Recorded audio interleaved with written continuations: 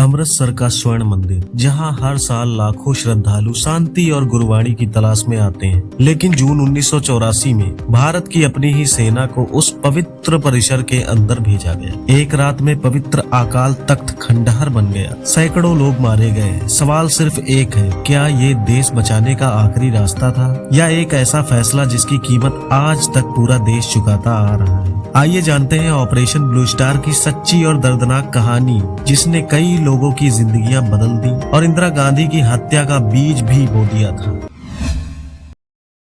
इस पूरी खौफनाक कहानी को समझने के लिए हमें थोड़ा पीछे जाना होगा। एक नाम जिसने पूरे पंजाब को हिला कर रख दिया था, जरनैल सिंह भिंडरावाला। मोगा जिले के एक छोटे से गांव का लड़का, जिसने बचपन में ही दुनियादारी छोड़ दी और धर्म की राह पर निकल पड़ा। 1977 में उसे दमदमी टकसाल का प्रमुख बना दिया गया। सब कुछ शांत था, लेकिन फिर आया 13 अप्रैल 1978 का वो मनहूस दिन। अमृतसर में निरंकारी समुदाय के साथ एक खौफनाक झड़प, 13 सिखों की जान चली गई और इसी खून खराबे के बीच से जन्म हुआ एक कट्टर और निडर भिंडरावाले का, जिसने रातों रात पंजाब के युवाओं के दिलों पर कब्जा कर लिया।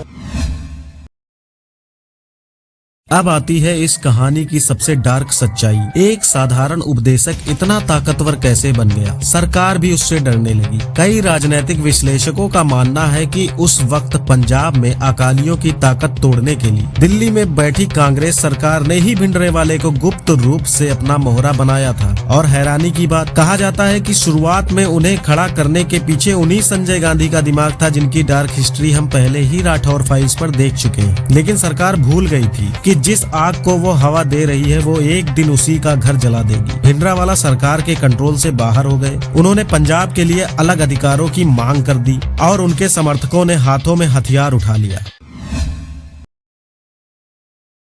पंजाब में गोलियों की गूंज आम हो गई। जब पुलिस का दबाव बढ़ा तो गिरफ्तारी से बचने के लिए भिंडरावाले ने 1982 में स्वर्ण मंदिर परिसर को ही अपना ठिकाना बना लिया। 1983 आते आते वे सबसे पवित्र अकाल तख्त में बैठ गए। पवित्र मंदिर के अंदर भारी मशीन गने, रॉकेट लॉन्चर और स्नाइपर राइफलें जमा कर ली गयी। आस्था का सबसे बड़ा केंद्र अब एक अभेद्य मिलिट्री बेस बन चुका था। सरकार का दावा था कि अंदर के आतंकवाद चल रहा है। कई लोग आज भी कहते हैं कि बातचीत का रास्ता खुला था, लेकिन प्रधानमंत्री इंदिरा गांधी ने फैसला कर लिया था।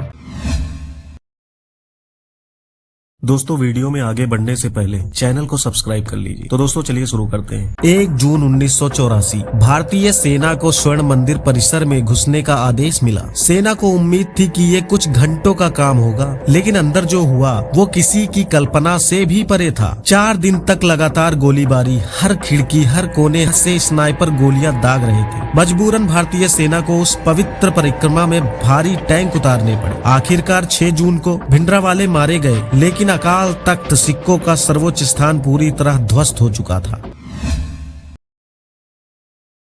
सैकड़ों जाने गईं, जिसमें हमारे कई बहादुर सैनिक और बेगुनाह श्रद्धालु शामिल थे। लेकिन जो घाव लोगों के दिलों पर लगा वो बहुत गहरा था। और इसी दर्द, इसी गुस्से ने कुछ महीने बाद 31 अक्टूबर 1984 को इंदिरा गांधी के अपने ही सिख बॉडीगार्ड के हाथों 31 गोलियों का रूप ले लिया, जिसकी पूरी फाइल हम अपने पिछले वीडियो में खोल चुके हैं। इतिहास कभी सिर्फ काला या सफेद नहीं होता, उसके बीच में छुपे होते हैं राजनीति के खौफनाक सच। क्या ऑपरेशन ब्लू स्टार जरूरी था या राजनीति की एक छोटी सी गलती ने देश को इस आग में झोंक दिया? अगर आप उस समय होते, क्या करते? सेना भेजते या बातचीत का रास्ता चुनते? यही जवाब शायद आज भी किसी के पास नहीं है। आपकी राय क्या है कमेंट में जरूर बताना। अगर आपको ऐसी सच्ची कहानियां पसंद है तो राठौर फाइल्स को सब्सक्राइब जरूर करें। जय हिंद।